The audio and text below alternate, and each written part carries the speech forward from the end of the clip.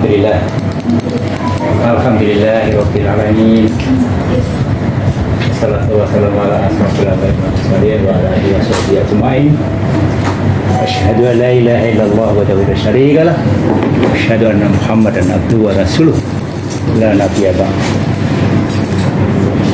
Bapak Ibu sekalian, kita patut bersyukur pada sore hari ini. Kita diberi kesempatan untuk kumpul ya Allah Subhanahu wa taala dalam rangka sebetulnya silaturahim nih. Ya, arisan itu sampingan saja. Ya.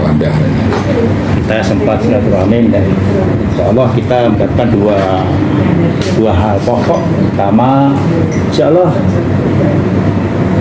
panjang umur. Amin. Panjang umur tapi yang berkah. Amin. Amin. Yang kedua, insya Allah rezekinya berlimpah, sudah terbukti nih, ya tersedia takjil, buka puasa, dan insya Allah nanti makanan berat. Kalau sempat, saya nggak biasa kalau habis itu makan berat rasanya berat juga. Setelah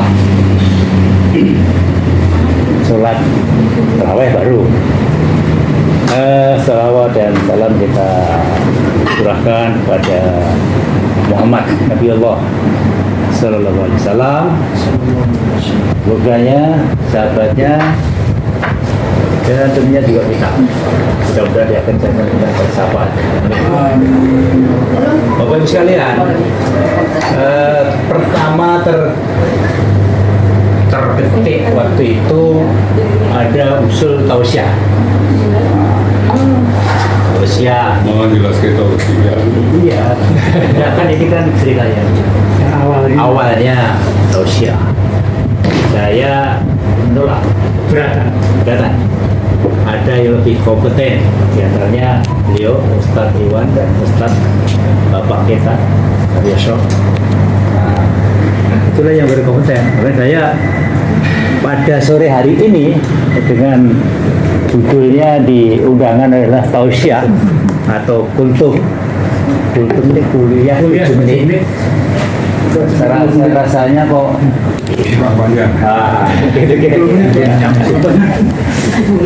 oleh karenanya dalam forum ini bukan sifatnya kultum yang konotasi adalah tausiah, tapi lebih baik kita berinteraktif antar kita saja.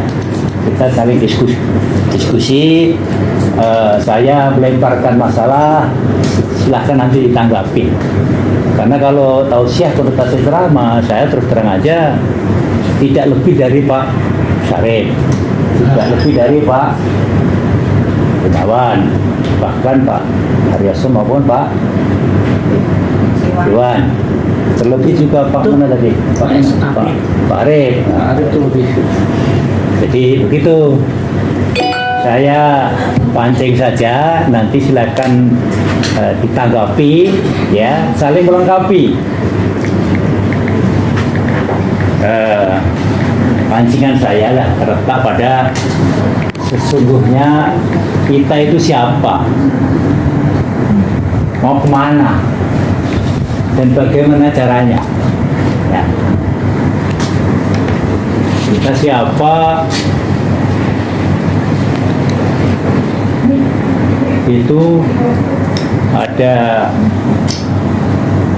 surat Az-Zariyah ayatnya 56,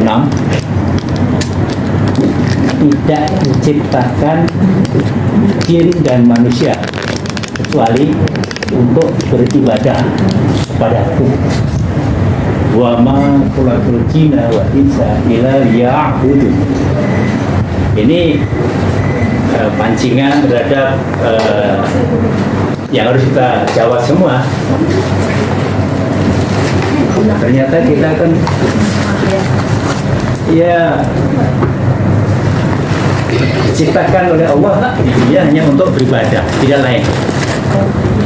Cuman masalahnya kan kita itu kadang-kadang agak terseret kepada sesuatu yang ya miring-miring. Saya contohkan Saya contohkan perkembangan daripada agama kita ya. Kemudian miringnya di mana? Dan nanti barangkali ini agak sensitif, tapi harus kita ungkapkan. Contoh mengenai Islam Nusantara. Ya. Memang ya Islam, cuman konotasinya kemudian menyampaikan kepada bahkan beberapa waktu yang lalu ada Pak Imam Besar daripada Istiqlal itu menyampaikan bahwa sekarang sentral syiar Islam itu bukan ada di Saudi. Nah, Bapak ikuti ya. Nah, ini justru sudah bergeser ya, atau bergeser maka mungkin apakah dari kita Indonesia baru alam. Ini statementnya Imam Besar lah ya, ngomong begitu. Kalau saya berpandangan rasanya sih masih sana kumpulan ulama-ulama besar itu ya bisa di, walaupun ada juga yang berkritik, bahkan sekarang ini aliran Wahabi, Salafi itu dikritik sampai sekarang. Saya ada WA dari ini teman yang begitu intens sekali mengkritisi tentang aliran Wahabi yang dulu sejarahnya mungkin ada akidah, ada syariah, ada Pak Sarif, Tarifat, tasawuf. Tasawuf itu bahkan kalau di Syekh Siti Jenar itu kan yang sampai dibunuh oleh itu wali, salah satu wali Songo, karena adanya suatu penyimpangan manunggaling Gusti, kawulolan Gusti, itu suatu konsekuensi prinsip yang kelihatannya agak miring-miring. Ini pandangan daripada wali yang lain. Barangkali silakan Pak Haryoso bisa memberikan pencerahan yang lebih lengkap tentang prinsip-prinsip semacam itu. Silakan Pak ya. Atau yang lain. Pak Iwan, Pak Arif. Assalamualaikum warahmatullahi wabarakatuh. Waalaikumsalam warahmatullahi wabarakatuh. Saya tertarik masalah makhluk jin dan manusia ilal ya'budun. Yang diciptakan jin dan manusia kecuali untuk beribadah kepada Allah. Itu tujuan kita hidup. Jadi kalau cita-cita kita ingin menjadi orang kaya raya itu bukan tujuan. Tujuannya ibadah. Tapi kalau kita sudah beribadah, kita menjadi orang kaya, kita menjadi orang berhasil, itu efek daripada tujuan yang kita harapkan. Itu pendapat saya sih. Jadi kita sebaiknya dalam hati kita adalah senantiasa apapun yang kita lakukan ibadah. Kita menjadi seorang insinyur yang pandai beribadah. Kita punya anak yang hebat, harapannya anak itu menjadi yang pandai beribadah, sehingga tujuan itu akan membimbing anak turun kita untuk tidak keluar dari relnya. Bapak di Ibu gini, banyak kejadian sekarang itu bahwa anak-anak kita terjerumus atau belok ke kiri, belok ke kanan. Tapi itu berdasarkan bukti empiris, pengalaman itu. Kalau ayah ibunya itu senantiasa berdoa kepada Allah dengan sebenar-benarnya berdoa, insya Allah anaknya yang sudah miring-miring itu akan kembali ke realnya. Saya banyak kali melihat gitu. Saya tinggal di Bekasi banyak Jawa, banyak preman, ya banyak ada obat gitu. Sampai di RT saya dipanggil di polisi, Pak anak RT-nya itu ada yang kena. Saya comot gitu. Saya begitu. Apa RT-nya? Saya RT. Oh, RT-nya apa lagi ya? Comot Pak. Kalau gitu, akhirnya itu dipanggil polisi. Gitu, kenapa begini gitu? Ya saya nggak nyalakan. Dia bilang saya ini Pak kebetulan saya di rumah, teman-teman saya datang ke rumah, tapi datang jam berapa? Jam 12 malam. Udah diikutin, tangkap dari situ Pak. Tapi sudah selesai. Maksudnya betapa orang tuanya itu shock gitu Pak. Tapi kan kita bukan menyalahkan anak itu, kamu salah pergaulan, nggak begitu. hanya bisa diselesaikan oleh dengan doa, Pak. Ternyata doa orang tua itu mustajab. Apalagi orang tuanya itu pertama suka tahajud, kedua suka berpuasa, tiga suka bersedekah. Insya Allah anaknya itu tidak lari jauh. Dan kalau sekarang tiba-tiba ada anak yang tidak kita harapkan, dia khawatir. Kalau orang tuanya tiga itu dilaksanakan, insya Allah kembali seperti jalan yang kita harapkan. Oke, terima kasih Pak. Terima kasih Pak Arif. Barangkali yang lain ada respon? Silakan Pak Sarif. Iwan. Ibu boleh, Ibu, monggo. boleh. Bulari. Saya lagi ingin belajar dari senior-senior dulu kan ya. Bu Eni, Bu Yanti lagi Mungkin saya nambahkan saja antara ayat Al-Zariyat ayat 56 itu dan posisi kita sekarang di bulan Ramadan. Justru bulan Ramadan ini adalah sebetulnya bulan tarbiyah, untuk kita belajar mengajar, mendekatkan diri kita kepada Allah dalam rangka bagaimana memperbaiki kedekatan kita kepada Allah. Oleh sebab itu Allah menghendaki kalau kamu ingin mendapatkan THR dari Allah, dan THR dari Allah itu bukan hanya sekali saja, seumur-umur kalau sudah mendapatkan, insya Allah kita akan mendapatkan THR dari Allah. THR yang saya maksud di sini adalah taufik, hidayah, dan rahmat. Taufik itu adalah artinya kemudahan kita untuk melakukan peribadatan kita kepada Allah. Jadi kalau kita mendapatkan taufik, kita selalu berdoa mendapatkan taufik itu sebetulnya supaya di dalam hati kita ini tumbuh kesadaran dan kemudahan kita untuk beribadah. Dan tentunya itu perlu mendapatkan hidayah, itu adalah nurillahi cahaya. Jadi rahmatnya itu adalah kasih sayang. Jadi sebetulnya taufik, hidayah, dan rahmat itu adalah kasih sayang Allah kepada kita yang berbentuk wujud cahaya Allah, ilmu dari Allah yang menggerakkan hati kita itu untuk beribadah kepada Allah. Seperti yang dikatakan tadi, Diciptakan jin. Betul, untuk beribadah. Orang tidak akan bisa melakukan itu tanpa mendapatkan taufik, tanpa mendapatkan hidayah, dan tanpa kasih sayang Allah. Oleh sebab itulah kita dididik pada bulan ini untuk mencari itu. Dengan cara apa? Dengan cara yang THR juga. Yang P-nya itu adalah takarub. Takarub itu adalah belajar mendekatkan diri kita kepada Allah. Dengan cara apa? Ya peribadatan, segala sesuatu sunah-sunah dan wajib dalam puasa ini sebetulnya mengarah ke sana.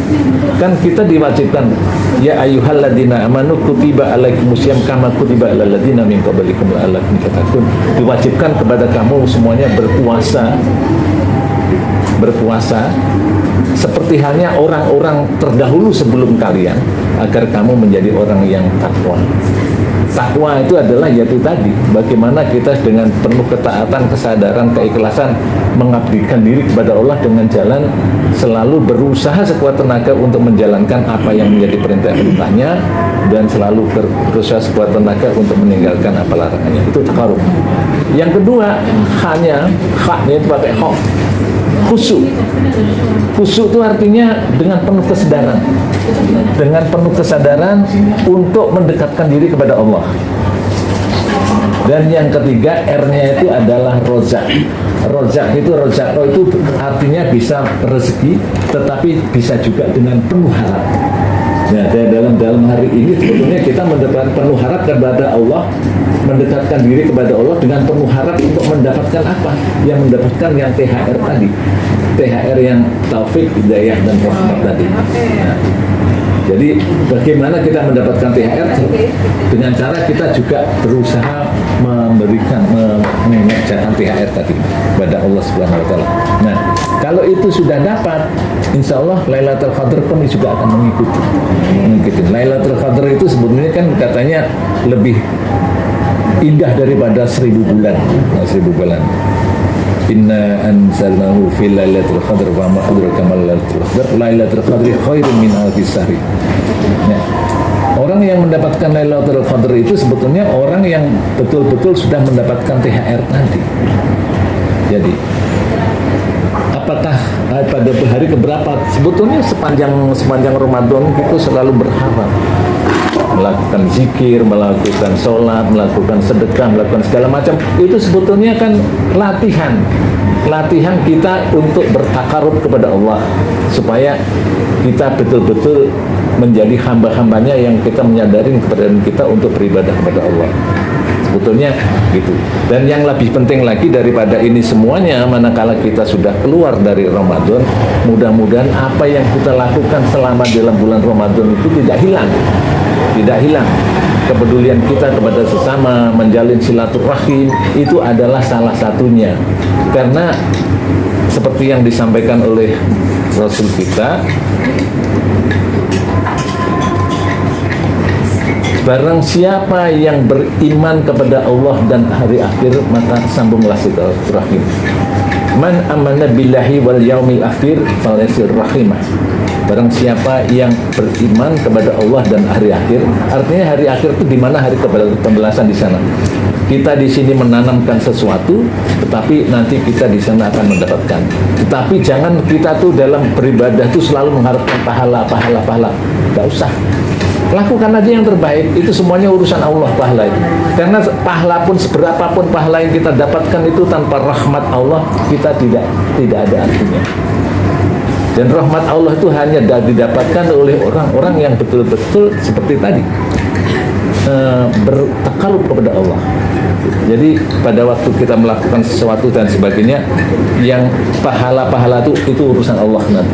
Nggak usah dihitung ini 100% itu kalau katanya Abdul Somad kemarin mengatakan, yang mengharapkan pahala itu kalau ibarat sekolah itu masih sekolah SD SMP. Tetapi orang yang makin tinggi ilmunya, makin dewasa jiwanya, dia tidak lagi mengharapkan pahala. Yang diharapkan itu hanya rahmat Allah. Karena yang bisa menyelamatkan kita nanti dari api neraka itu bukan pahala itu. Seberapa banyak pun pahala yang kita dapatkan itu tidak seimbang dengan nikmat yang diberikan Allah kepada kita. Nikmat mata saja, nikmat penciuman, nikmat pendengaran dan sebagainya, itu tidak terhingga harganya. Mohon maaf, rasa sakit. Coba kalau kita diberi sakit saja, itu hilang semuanya nikmat itu. Oleh sebab itu, yang kita harapkan itu dalam beribadah itu bukan pahala, tetapi rahmat, kasih sayang Allah. Dan Allah akan memberikan kasih sayang kepada kita manakala kita bisa melaksanakan dan meniru apa sifat-sifat Allah yang tertera di dalam Asmaul Husna. Di sana sifat-sifat Allah disebutkan seperti itu. Sebetulnya itu pelajaran bagi kita, akal kita itu menjadi yang Rahman, yang Rahim, yang Ghafur, yang Latif, yang Muhaimin dan sebagainya. Bagaimana sifat-sifat Allah itu paling tidak kita berusaha meniru seperti itu kepada siapa? Kepada makhluk Allah yang lainnya. Jadi bentuk peribadatan kita kepada Allah itu sebetulnya yang terlihat kepada untuk sesama kita, manifestasinya yang terwujud itu adalah akhlak kita. Akhlak yang hari dengan cara apa? Ya berlaku baik, berlaku kepada semua makhluk-makhluk Allah, sesama manusia utamanya. Bahkan kepada alam pun kita juga harus seperti itu. Ini barangkali tambahan dari saya. Mudah-mudahan Ramadan kita ini betul-betul mampu membawa kita menjadi salah sebagian hamba-hambanya yang mendapatkan la'alakum tahtadun. Amin. Amin ya rabbal alamin. Kepada kita, wasari'u ila magfiratin min rabbikum wal jannati samawati wal ardi. Segeralah kamu mohon ampun kepada Allah Subhanahu wa taala. Allah itu telah menyediakan kepada kita ini surga yang luasnya seluas langit dan bumi, tetapi itu hanya untuk orang-orang yang uiddat lil muttaqin, orang-orang yang takwa. Cirinya apa? Salah satunya saya bacakan aja kelanjutan dari surat itu, surat Ali Imran ayat 134.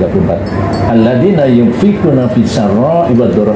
Orang-orang yang bertakwa itu adalah orang-orang yang mau bersedekah, memberikan sesuatu rezeki yang diberikan pada Allah itu sebagian kepada orang yang memang membutuhkan, baik di waktu lapang atau di waktu senggang. Wal khadimina khair, dan orang yang mau menahan marahnya, walaupun sebetulnya dia harus marah, bisa punya alasan untuk marah, tetapi alangkah lebih baiknya kalau kita bisa menahan amarah itu. Dan yang lebih penting lagi, wa'afina alinas, orang yang mau memaafkan kesalahan orang lain walaupun kita disakiti. Jadi tidak ada dendam lagi, tidak ada apa itu. Disakiti ya biasa, itu adalah ujian dari Allah. Ya, kita maafkan. Lebih baik memaafkan. Dan kalau kita salah, tidak usah menunggu lebaran, tidak bisa ini, ya kita segera minta maaf. Kalau memang betul kita merasa salah, tidak ada salahnya kita minta maaf.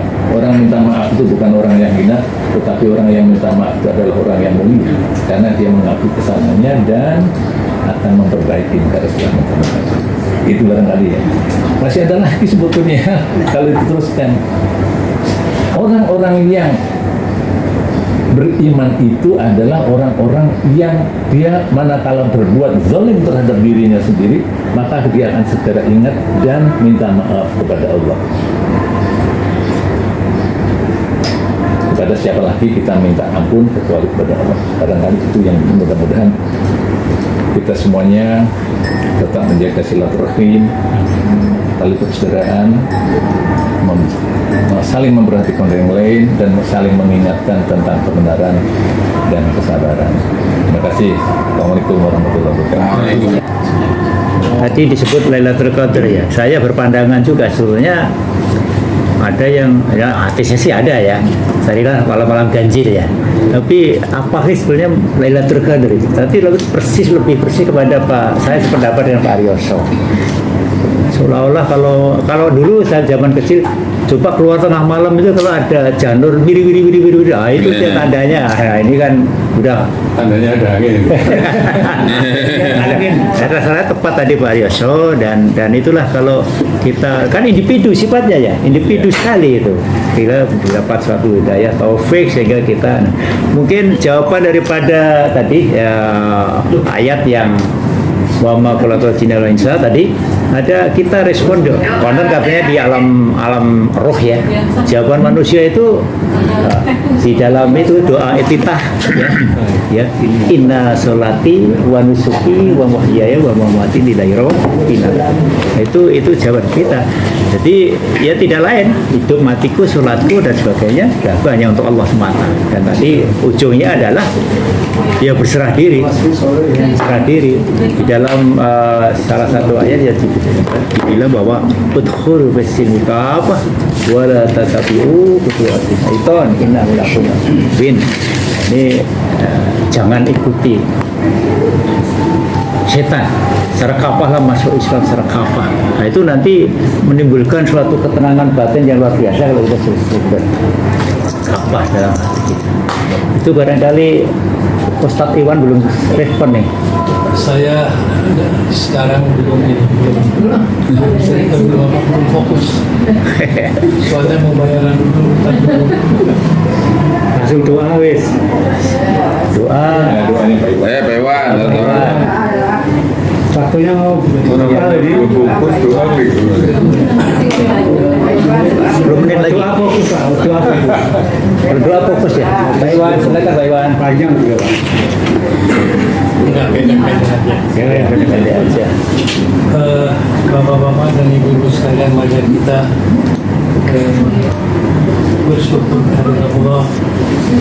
Untuk bersyukur itu mari kita mengerjakan Al-Fatihah. Al-Fatihah.